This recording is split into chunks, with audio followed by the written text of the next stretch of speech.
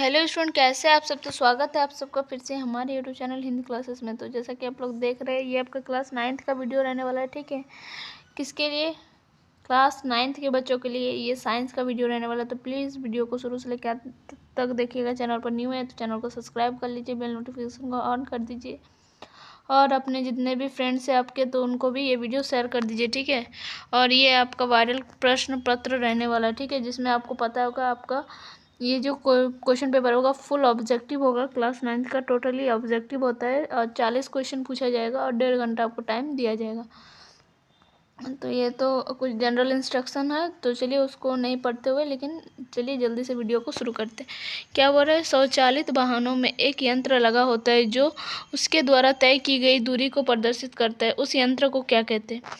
तो जो स्वचालित गाड़ी होता है उसमें क्या बोल रहा है, दूरी को मापने के लिए, ठीक है, एक यंत्र लगा होता है जो तय की गई दूरी को मापता है। तो उसको हम लोग क्या बोलते हैं? तो उस जो यंत्र होगा उसको हम लोग क्या बोलते हैं? ऑडोमीटर बोलते हैं। क्या बोलते हैं? ऑडोमीटर। और स्पीडोमीटर स्पीड को मापता है, ठीक है, और थर्मोमीटर टेम्परेचर को मापेगा। फिर क्या बोला? सरल रेखीय गति का उदाहरण है। तो सड़क पर कार की जो गति है वो क्या है? सरल रेखीय गति का उदाहरण। फिर है इकाई समय में निश्चित दिशा में तय की गई दूरी क्या कहलाती है? तो वेग कहलाती है, वेग। ठीक है, नेक्स्ट क्वेश्चन क्या हो रहा है? एक समान गति की अवस्था में त्वरण होता है। तो त्वरण अगर समान गति में चल रहा है, ठीक है, तो उसमें जो त्वरण होगा शून्य हो जाएगा। क्या हो जाएगा? शून्य। संवेग कैसी राशि है? तो संवेग कैसी राशि है? सदिश एवं अदिश दोनों, या इनमें से कोई नहीं। तो इसका कौन सा हो जाएगा? 25 का ऑप्शन नंबर कौन सा करेक्ट हो जाएगा? इसका आपको कमेंट में बताना है। ठीक है, ये क्वेश्चन आपके लिए।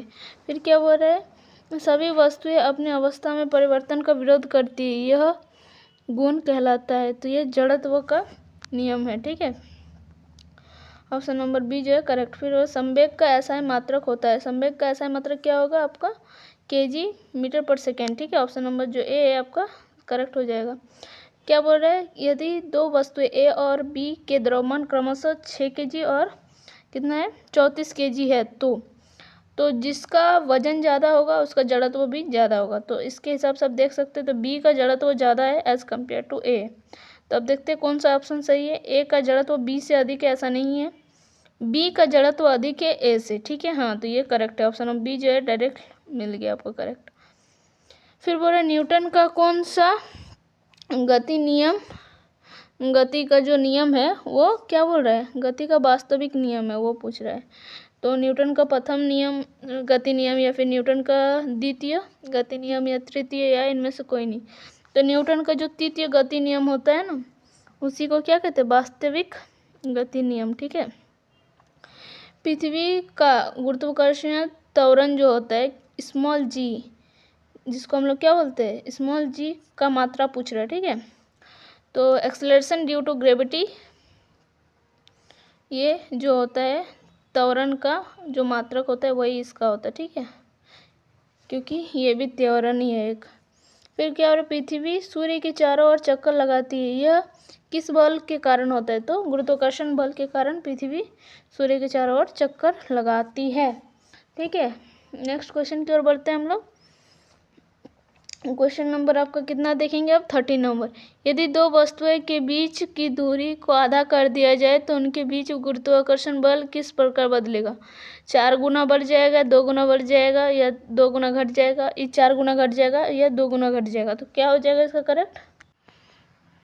तो इसका कौन सा हो जाएगा? गुरुत्वाकर्षण बल। ठीक है, और ये तो इसका कौन सा हो जाएगा? 4 गुना बढ़ जाएगा। ठीक है, क्या बोल रहे हैं? द्रव्यमान का मान सभी जगह होता है। तो द्रव्यमान का मान जो होता है सभी जगह समान होता है। ठीक है, ऑप्शन नंबर ए जो है करेक्ट आंसर हो जाएगा आपका।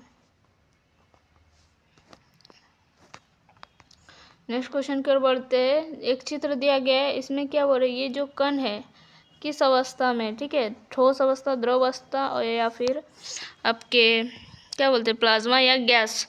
तो ठोस में ये जो कण हो गए बहुत ज़्यादा आपस में क्लोजली रहते हैं। ठीक है, जबकि ठोस में उससे द्रव में उससे थोड़ा कम, और गैस में ये दूर दूर होते हैं बहुत ज़्यादा। ठीक है, तो ये जो अवस्था दिख रहा है आपको चित्र में, ये आपका ठोस अवस्था है। क्या है? ठोस अवस्था। अगरबत्ती की सुगंध आपको दूर से ही मिलती है, इससे पदार्थ के कण के किस गुण का पता चलता है? तो इससे पदार्थ के जो कण निरंतर गतिशील होते हैं उसका पता चलता है कि पदार्थ के कण जो होते हैं वो निरंतर गति करते हैं एक जगह से दूसरे जगह। ठीक है, तो इसका कौन सा ऑप्शन नंबर डी जो है आपका करेक्ट आंसर हो जाएगा।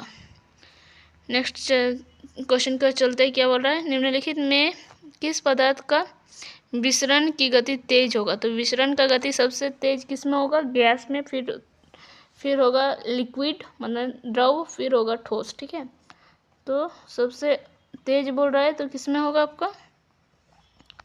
गैस में। ठीक है, माने ऑक्सीजन में। बाकी ये तो लिक्विड है जल और तेल, और ये आपका ठोस है लोहा। क्या और वायुमंडलीय दाब पर 1 kg ठोस को उसके गलनांक पर द्रव में बदलने के लिए जितनी उससे ऊर्जा की आवश्यकता होती है तो उसे उसका क्या कहलाते? उससे क्या कहते हैं हम लोग? संगलन की गुप्त ऊष्मा। ठीक है, ऑप्शन नंबर सी जो है वो करेक्ट हो जाएगा। फिर क्या हो रहा है? द्रव अवस्था में परिवर्तित हुए बिना ठोस अवस्था से सीधे गैस अवस्था और वापस ठोस में बदलने की प्रक्रिया क्या कहलाती है? तो उसको ऊर्ध्वपातन कहते हैं। क्या कहते हैं? ऊर्ध्वपातन।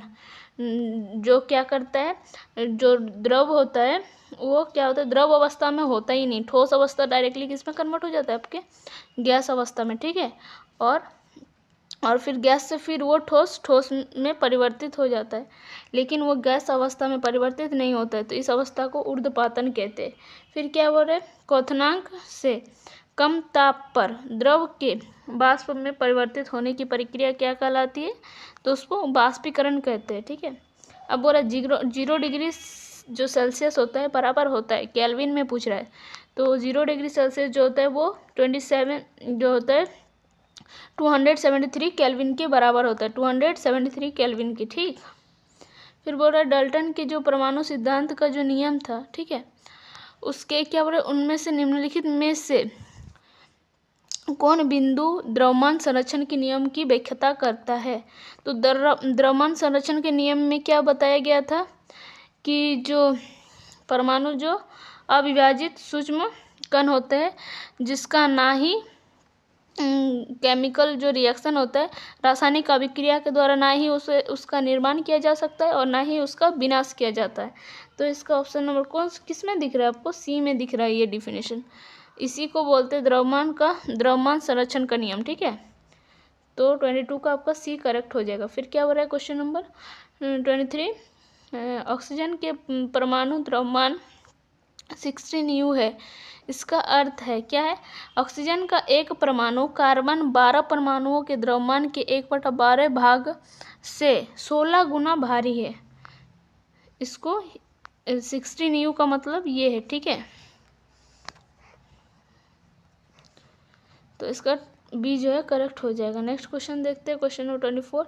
किसी भी यौगिक का सूक्ष्मतम कण जो स्वतंत्र रूप में रहता है तथा उस यौगिक के सभी गुण को प्रदर्शित करता है, क्या कहलाता है?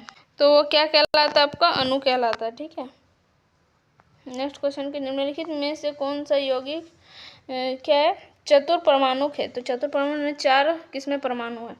तो NH3, इसमें 3 है, इसमें 2 है, इसमें कितना है? 5 है, तो NH3 करेक्ट हो जाएगा।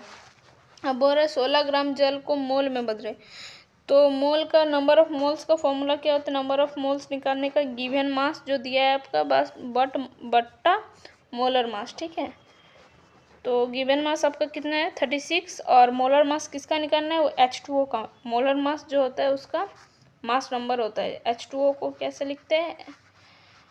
हाइड्रोजन के 2 मॉलिक्यूल्स एंड ऑक्सीजन के 1, जिसको इसका अगर हम लिखेंगे तो इसका कितना आ जाएगा? मास नंबर 18, तो 36 को 18 से डिवाइड देते हैं तो 2 बार में, तो 2 मोल आ गया। नंबर ऑफ मोल्स कितना हो गया? 2, ऑप्शन नंबर ए जो है करेक्ट। फिर क्या बोल रहे हैं? 5 मोल नाइट्रोजन गैस का द्रव्यमान क्या होगा? तो इसका द्रव्यमान कितना होता हो जाएगा आपका? 140U। ठीक है, ऑप्शन नंबर बी जो है करेक्ट।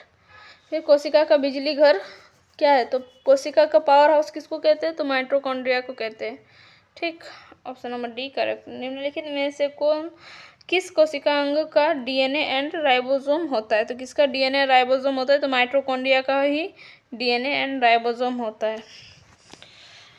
और किसका होता है आपको कमेंट में बताना है। ऐसा और कौन सा कोशिका अंग है जिसका डीएनए राइबोसोम प्रेजेंट होता है। किस कोशिका अंग को आत्महत्या की थैली कहते हैं, ठीक है, तो किसको कहते हैं आत्महत्या की थैली, लाइसोसोम। फिर क्या बोला, प्रोकैरियोटिक कोशिका का उदाहरण है, तो बोलिए प्रोकैरियोटिक, यूकैरियोटिक और प्रोकैरियोटिक। तो प्रोकैरियोटिक का उदाहरण कौन सा है इसमें से, अमीबा या फिर बैक्टीरिया, कवक या मनुष्य। तो इसका कौन सा हो जाएगा करेक्ट आंसर आपका, बैक्टीरिया। ठीक है, नेक्स्ट क्वेश्चन की ओर बढ़ते हैं। क्या हो रहा है, क्वेश्चन नंबर 32 आपका है, झिल्ली जीवात जनन की प्रक्रिया कहाँ होती है, अंतद्रव्य जालिका या फिर गल्जी उपकरण में या लाइसोसोम में या माइटोकॉन्ड्रिया, तो अंतद्रव्य जालिका में। फिर क्या हो रहा है, अर्धसूत्री जो विभाजन होता है मियोसिस, ठीक है, में संतति कोशिकाओं का संख्या क्या होता है, तो इसमें संतति जो कोशिका होता है उसका संख्या क्या हो जाता है, तो क्या हो जाता है वो, इसका कौन सा हो जाएगा करेक्ट आंसर, तो इसका 4 हो जाएगा करेक्ट आंसर। ठीक है, डी। नेक्स्ट क्वेश्चन की ओर चलते हैं। एक क्या बोल रहा है, एक जीव में गुणसूत्रों की संख्या अगर 18 है, ठीक है, तो क्या बोल रहा है, उस जीव के अंडों में गुणसूत्र की संख्या कितना होगा, तो अगर उस जीव का गुणसूत्रों का संख्या ही 18 है, तो उस जीव का अंड में जो होगा गुणसूत्र उसका संख्या क्या होगा, उसका आधा होगा एग्जैक्टली। तो इसका क्या हो जाएगा करेक्ट आंसर 9, क्योंकि 2 गैमेट्स मिलते हैं तब फ्यूज़ होते हैं, जब 2 गैमेट्स आपस में फ्यूज़ होते हैं, क्योंकि ये जो संतति बना है, ठीक है, तो इसको कहीं ना कहीं अपने पापा से 9 क्रोमोसोम मिला है और अपने मदर से मिला है, तब जाके इसके पास 18 क्रोमोसोम हुआ है।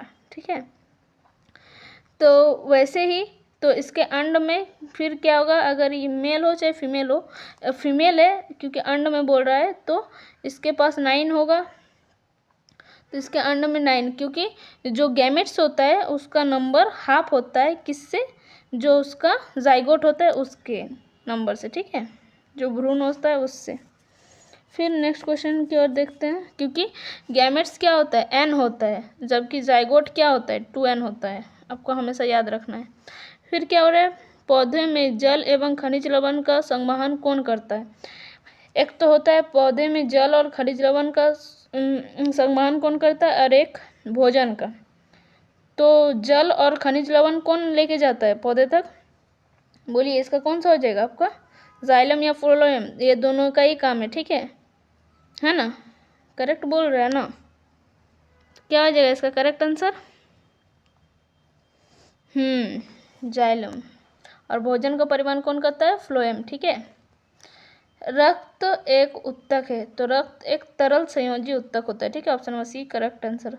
अस्थि और मसल्स जो मांसपेशी को जोड़ने वाली संरचना क्या होता है, तो उसको टेंडन कहते हैं, जबकि जो अस्थि से अस्थि को जोड़ता है, मतलब बोन टू बोन को जोड़ता है, उसको लिगामेंट कहते हैं। ठीक है, ये सब चीज़ आपको याद रखना है। फिर क्या बोल रहा है, पैरेन्काइमा जिसमें क्लोरोफिल हो कहलाती है, जिसमें क्लोरोफिल हो जो पैरेन्काइमा में, उसको क्या बोलेंगे हम लोग, तो इसको हम लोग क्लोरेन्काइमा कहेंगे, ऑप्शन नंबर सी जो है करेक्ट आंसर हो जाएगा। फिर क्या बोल रहे हैं, किस उत्तक के विभाजन से पौधे की लंबाई वृद्धि होती है, लंबाई किसकी वजह से बढ़ता है, विभोज उत्तक की वजह से, या स्थायी, या पैरेन्काइमा, या स्क्लेरेन्काइमा। तो जो विभोजोत्तक होता है उसकी वजह से इसका क्या होता है, लंबाई बढ़ता है, क्योंकि टिप पे पाया जाता है ये सब। ठीक है, जैसे कि रूट टिप में हो गया आपका, तो रूट का वृद्धि होगा, फिर आपका जो एपिक ये होगा, ठीक है, शूट टिप वहाँ पर प्रेजेंट होता है ये, जिससे पौधे की लंबाई बढ़ेगी। फिर बोलो मुख गुहा के आंतरिक सतह किस उत्तक की बनी होती है, तो ये किसकी बनी होती है, तंत्रिका की, तो बिल्कुल नहीं, संयोजी की, पेशी की नहीं, ये सब नहीं होगा, तो इसका क्या होता आपका करेक्ट आंसर हो जाएगा option number A, epidermal. Epidermal tissue का बना होता है, ठीक है, एपिडर्मल उत्तक का। तो बस आज के लिए इतना ही, फिर मिलते हैं नेक्स्ट वीडियो में। तब तक के लिए बाय बाय, टेक केयर, जय हिंद, वंदे मातरम, पढ़ते रहिए, स्वस्थ रहिए, धन्यवाद।